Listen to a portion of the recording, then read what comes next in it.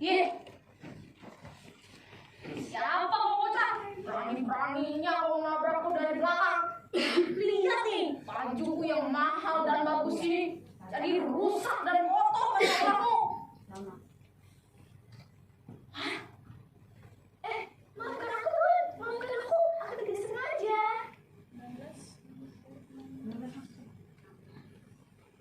Selamat siang semuanya. Selamat siang para remaja yang terhormat. Salam sejahtera untuk kita semua. Perkenalkan, saya Gusti Ayu Artini dari SMP Negeri 1 Tiga Raksa, Kabupaten Tangerang. Di sini saya ingin membawakan cerita daerah Kabupaten Tangerang yang berjudul Kisah Tuan Tanah Pongkok. Alkisah dahulu kala di sebuah desa yang tuan tanah berwatak kejam dan tak kenal toleransi dengan orang lain. Ia kini menjadi sebuah kampung yang bernama Kampung Pulau Teluk Naga. Tepatnya di seberang eretan anak sungai Cisadane. Tinggallah seorang tuan tanah yang kejam dan tak kenal toleransi dengan orang lain. Ia dikenal dengan sebutan si Tuan Tanah Pongkok. Sifatnya yang begitu kejam dan berkuasa di kala itu menjadikan ia satu-satunya orang yang paling ditakuti oleh seluruh warga kampung seberang. Setiap kali ia melewati perkampungan warga dan berpapasan dengan siapapun yang dijumpainya, maka tangannya yang besar begitu ringan melayang dan mendarat di pipi orang. Kecuali bagi mereka yang membungkuk. Misi Tuan yang ganteng. Sedikit ampunan dan belas kasih masih mungkin diberikan. Seluruh warga sudah semakin geram dengan perlakuan si Tuan Tanah kaya yang kejam itu. Bagaimana tidak? Segala hasil panen warga yang sudah susah payah mereka garap dengan lelah dan cucuran keringat, ia rampas begitu saja. Suatu sore, seperti kebiasaannya, si Tuan Tanah bersama para jawarannya berjalan-jalan di sekitar perkebunan tebu. Hobinya tidak lain adalah senang mengganggu siapapun yang berpapasan dengannya. Saat itu tidak ada satupun orang yang berani melewati jalan yang biasa dilewati oleh si Tuan Tanah itu. Kecuali segerombolan anak-anak yang sedang pulang dari habis bermain. Juga sulang-sulangnya tenggelintir, mampu ketundung gudel, pak kempulera lerek, sopong guyu dele aku, serpong dele kopong, serpong dele kopong. Tidak sengaja, salah seorang anak yang sedang asyik berlari menabrak tubuh si Tuan Tanah dari arah belakang. Siapa kau bocah? Berani sekali kau nabrakku dari belakang. Ih, ada-ada saja kau. Lihat nih bajuku jadi kotor. Sambil tertawa dan berlari, terdengar sayup dari kejauhan. Anak itu berkata, "Maafkan aku Tuan, maafkan aku tidak sengaja." Kehangatan jiwa sang anak rupanya mengusik tampuk kesombongan si Tuan Tanah. Ia merasa bahwa tawa anak-anak itu seolah-olah memperolok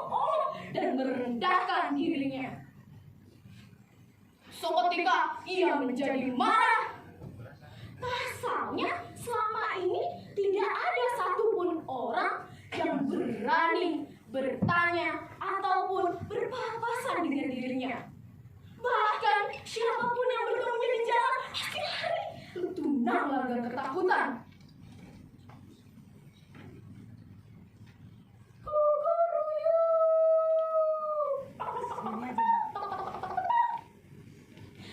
Keesokan harinya, si tuan tanah datang mengobrak-abrik seluruh desa. Bahkan tanpa belas kasih, dia menyiksa seluruh anak-anak dan para wanita. Para warga kampung pun menjerit-jerit. Jangan Tuan, jangan. Ampuni kami Tuan, kami tidak bersalah. Dipenuhi isak tangis memilukan.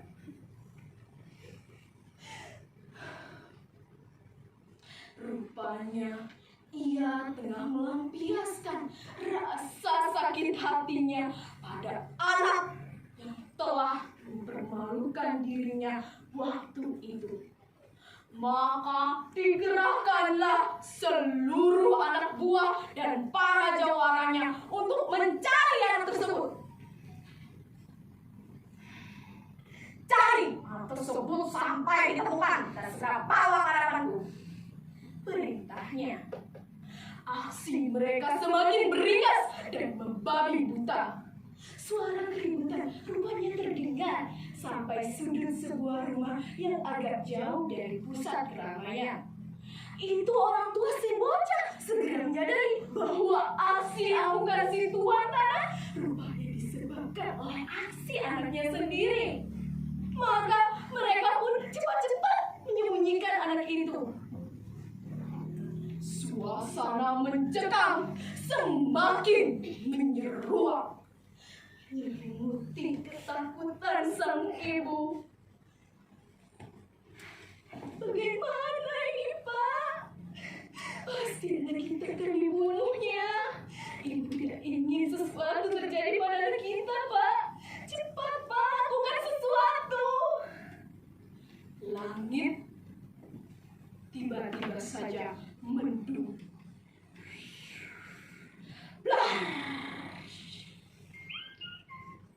Sang ayah kemudian meminta anak itu untuk pergi melarikan diri ke sebuah sumur yang agak jauh dari perkampungan.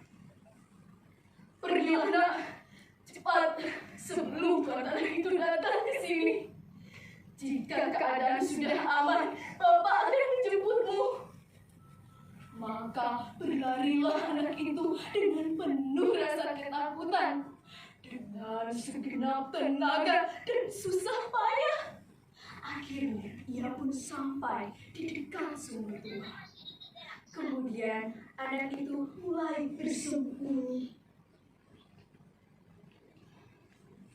Konon, sumur itu tempat singgah para bidadari untuk mandi dan bermain. Bubui bulan, bubui bulan sampai kedutaan. Panon bubui, panon bubui di sesate. Unggal bulan, unggal bulan, abdi tiang. Unggal bubui, unggal bubui, abdi hadir. Maka tiba-tiba dengan rasa ketakutan, anak itu pun berdoa kepada Tuhan yang Maha Kuasa agar diberi perlindungan dari kekejaman si tuan tanah. Ya Tuhan yang Maha Kuasa, hamba mohon, berikanlah hamba perlindungan dari kekejaman si tuan tanah.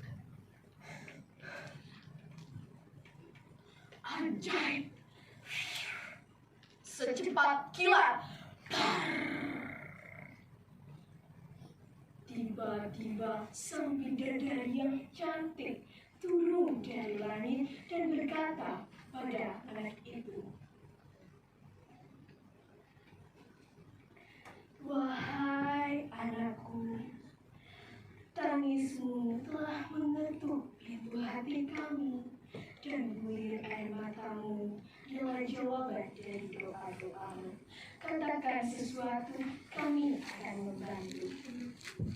Setengah tidak percaya dengan apa yang dilihatnya, anak itu pun berkata pada sang bidadari, "Wahai bidadari yang cantik dan baik hati, aku ingin ceritamu perasaan apa yang dirasakan oleh aku dan para warga kampung.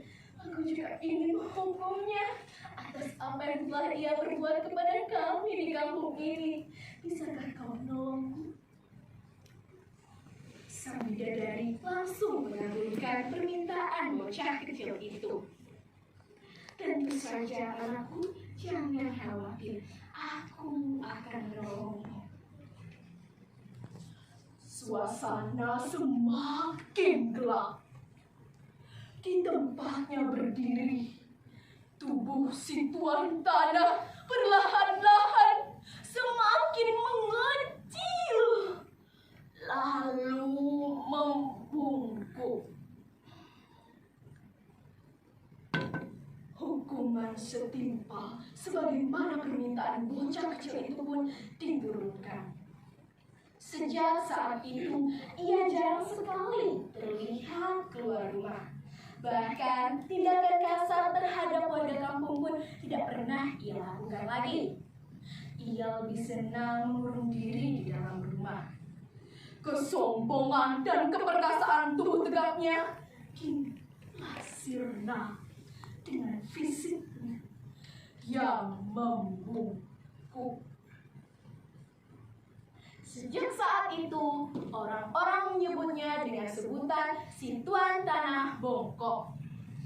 Agar tidak disebut sebagai orang yang sombong dan angkuh, maka anak-anak di kampung seberang setiap kali melihat orang yang lebih tua selalu memberi penghormatan dengan sedikit membungkuk. Nah, demikian cerita ini. Sikap saling menghargai dan menghormati hak orang lain harus ditanamkan sejak dini, agar kelak dewasa menjadi orang yang tidak angkuh dan sombong yang dapat merugikan orang lain. Maka belajarlah hargai orang lain seperti kau menghargai dirimu sendiri. Sekian cerita ini dari saya, semoga bermanfaat. Terima kasih. Tepuk tangan buat Gusti Ayu. Lanjut ke peserta 16 kita, ada Siti Nur Cahyati dari SMPN 1 Sukamulya.